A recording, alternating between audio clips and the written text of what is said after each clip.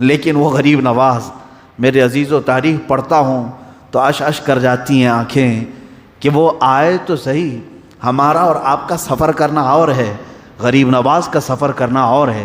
دلی سے اجمیر کا سفر سرکار غریب نواز رضی اللہ تعالیٰ عنہ نے فرمایا، آپ کے ساتھ چند درویش تھے، یہ سفر تقریباً 8 دن کے اندر طے ہوا۔ ان 8 دنوں کے اندر دلی سے اجمیر تک 7,000 لوگ اسلام قبول کر چکے تھے۔ وہ سفر پر نکلیں تو اسلام دیتے چلے جائیں، یہ اللہ کے ولیوں کی کرامت۔